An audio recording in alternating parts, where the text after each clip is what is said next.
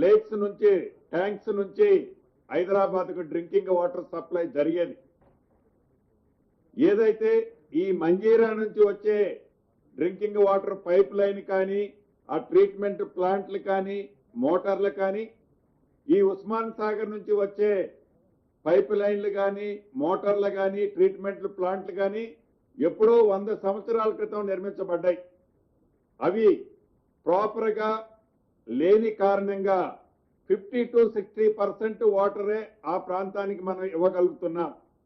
దాన్ని దృష్టిలో పెట్టుకొని ఈ 2 పైప్ లైన్లకి డ్రింకింగ్ వాటర్కి సంబంధించిన పైప్ లైన్లని కొత్త పైప్ లైన్లు విత్ వాటర్ ట్రీట్మెంట్ ప్లాంట్లతో సహా ఏర్పాటు చేసే అంశాన్ని కూడా ఈరోజు కేబినెట్ ఆమోదించడం జరిగింది.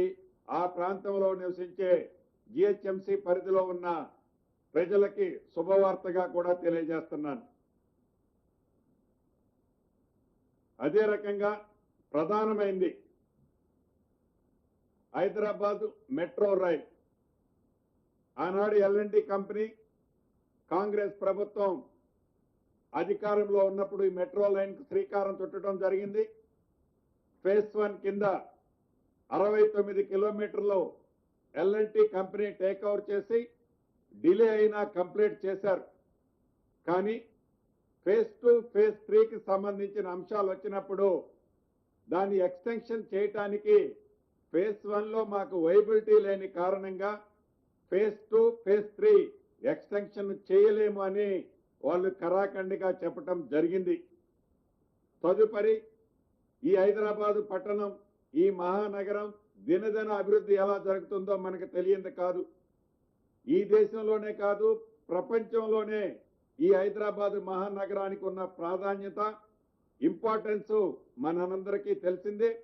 పొల్యూషన్ ని తగ్గించాలి అంటే తప్పకుండా ఈ మెట్రో రైల్ని ఎక్స్టెన్షన్ ఫేజ్ 2 ఫేజ్ 3ని చేయడంతో పాటు ఉన్న ఫేజ్ 1 కూడా ప్రాపర్ గా రన్ చేయాల్సిన బాధ్యత రాష్ట్ర ప్రభుత్వం మీద ఉంది. దీన్ని దృష్టిలో పెట్టుకొని పరి విధాలు ఆలోచించి కేంద్ర ప్రభుత్వాన్ని కూడా ఇన్వాల్వ్ చేయాలని, కేంద్ర ప్రభుత్వం షేర్ కూడా ఇన్వాల్వ్ చేపించాలని గౌరవ ముఖ్యమంత్రి గారు, సహచర డిప్యూటీ సీఎం గారు కానీ మిగతా మంత్రులందరూ అనేక పర్యాయాలు చర్చించిన తర్వాత ఫేజ్ 1ని రాష్ట్ర ప్రభుత్వం టేక్ ఓవర్ చేసి ఈ టేక్ ఓవర్ చేసిన ఫేజ్ 1తో పాటు ఫేజ్ 2 ఫేజ్ 3 కేంద్ర ప్రభుత్వం వాటాతో ఈ హైదరాబాదు మహానగరానికి మెట్రో రైల్ని ఫుల్ ఫ్లెడ్జ్ లో చేయాలన్నది ఈ రోజు కేబినెట్ లో ఫేజ్ 1ని ఎల్ఎన్టీ నుంచి టేక్ ఓవర్ చేసే కార్యక్రమాన్ని ఈరోజు పూర్తి చేయడం జరిగింది.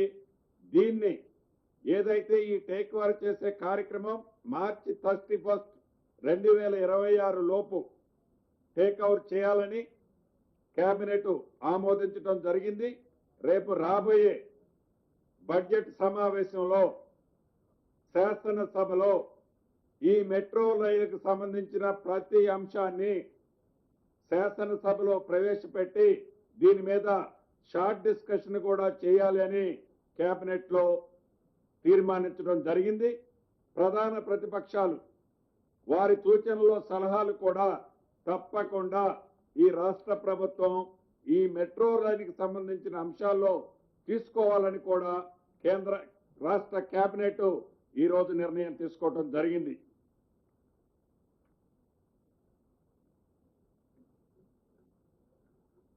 ఇప్పటికే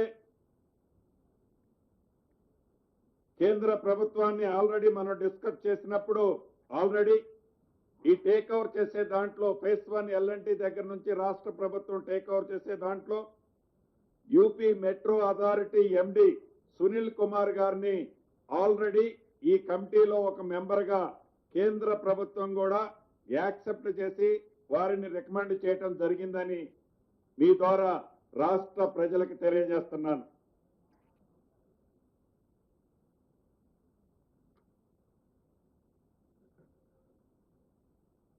అదే రకంగా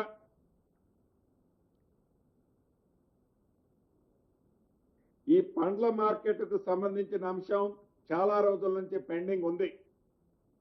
ఈ కోయిడా ప్రాంతానికి సంబంధించిన హౌసింగ్ బోర్డుకు సంబంధించిన 239 ఎకరాలని ఓఆర్ఆర్కి ఆనుకొని ఉన్న ఏరియాని ఈ అంతర్జాతీయ స్థాయిలో పండ్ల మార్కెట్ ని ఏర్పాటు చేయాలని ఈ రోజు ఆ ల్యాండ్ ని మార్కెట్ సంస్థకి మార్కెట్ డిపార్ట్మెంట్ కి కూడా హ్యాండ్ ఓవర్ చేస్తూ ఒక ఇంటర్నేషనల్ స్టాండర్డ్స్ తో ఒక మార్కెట్ ని ఏర్పాటు చేయాలని కూడా కేబినెట్ ఆమోదించడం జరిగింది. అదే విధంగా గతంలో 223 ఎకరాలు దీనికి బ్యాక్ సైడ్ లో కొంచెం లాన్ ఉంటది, అక్కడ ఈ మార్కెట్ కమిటీకి ఇవ్వటం జరిగింది.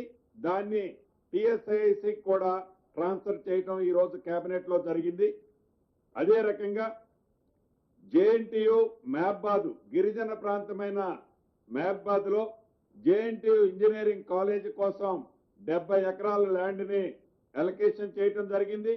అదే రకంగా శాతవాహన యూనివర్సిటీకి సంబంధించిన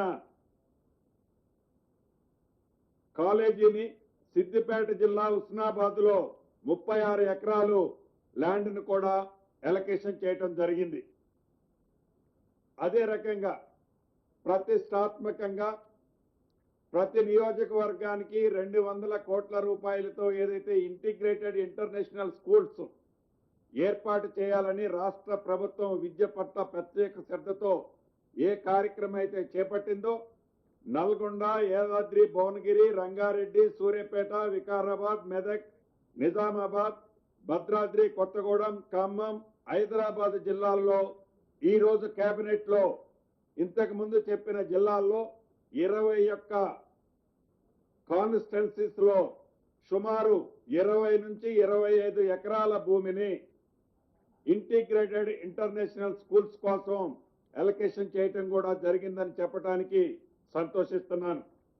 అదే రకంగా ఎప్పటి నుంచో లాంగ్ పెండింగ్ ఉన్న ఈ కరీంనగర్ ప్రాంత వాసులు పోయే ప్రాంతానికి సుమారు డిఫెన్స్ ల్యాండ్ ఒక 42 ఎకరాలు డిఫెన్స్ ల్యాండ్ రిక్వైర్మెంట్ ఉంది.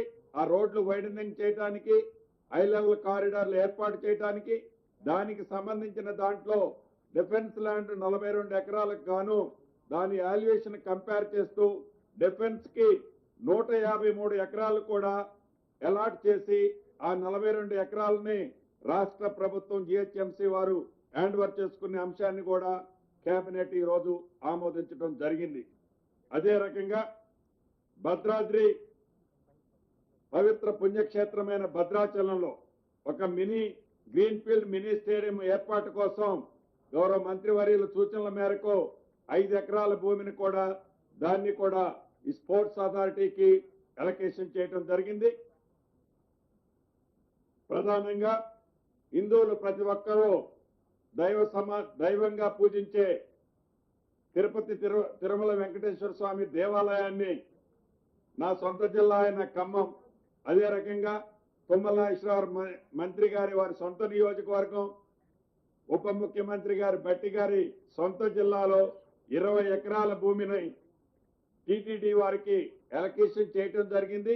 అక్కడ పవిత్ర వెంకటేశ్వర స్వామి దేవాలయాన్ని టీటీడీ వారి సొంత నిధులతో ఒక స్టేడియంతో పాటు ఒక ఫంక్షన్ హాల్తో పాటు అద్భుతమైన టెంపుల్ ని నిర్మిస్తానని వారి బోర్డులో ఆమోదించుకోవడం జరిగింది.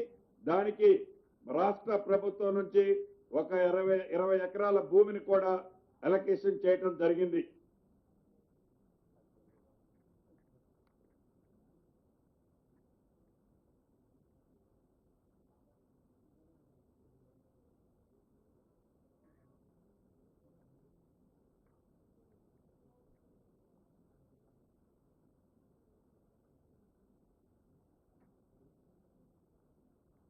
ఏదైతే ఈనాడు ప్రపంచవ్యాప్తంగా దేశవ్యాప్తంగా ఈ డేటా సెంటర్ల కాన్సెప్ట్ వచ్చింది. ఈ డేటా సెంటర్ల కాన్సెప్ట్ కు సంబంధించింది గ్రీన్ ఎనర్జీ పాలసీని ఒకదాన్ని ఈరోజు రాష్ట్ర కేబినెట్ ఆమోదించడం జరిగింది.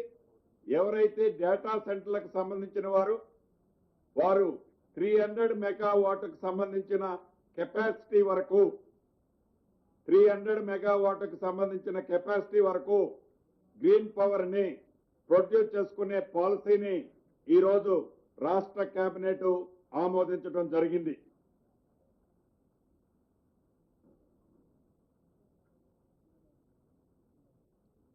అదే రకంగా చివరగా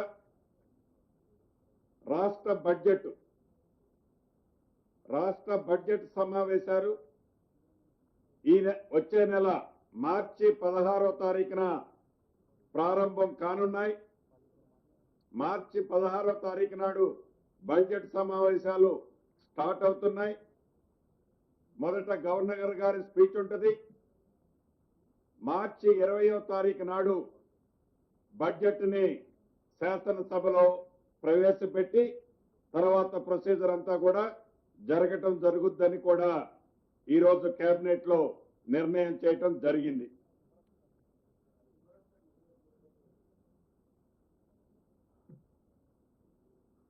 సో ప్రధానంగా సుదీర్ఘంగా చాలా అంశాలు ఇవి కాకుండా ఇంకా చిన్న చిన్న ప్రభుత్వానికి సంబంధించిన ల్యాండ్ ఎలలేషన్ సంబంధించిన అంశాలు కొన్ని జరిగినాయి. ఇంటర్నల్ గా ఈ డిపార్ట్మెంట్ నుంచి ఆ డిపార్ట్మెంట్ కి ఇలా ఓవరాల్ గా మోర్ దాన్ 4.5 అవర్స్ సుదీర్ఘంగా రాష్ట్ర కేబినెట్ జరిగింది. ప్రధానంగా ఉద్యోగస్తులకు సంబంధించిన అంశాలు, వైద్యానికి సంబంధించిన అంశాలు, విద్యకు సంబంధించిన ల్యాండ్ ఎలకేషన్స్, రోడ్డు సెక్టార్కి సంబంధించిన అంశాలు, ముఖ్యంగా హైదరాబాద్కు తాగునీరుకు సంబంధించిన అంశాలు, మెట్రో రైలుకు సంబంధించిన అంశాలు, ఇవన్నీ కూడా ప్రధానంగా ఈరోజు రాష్ట్ర కేబినెట్ లో ఆమోదం చేయడం జరిగిందని చెప్పడానికి సంతోషిస్తూ సెలవు తీసుకుంటున్నాను.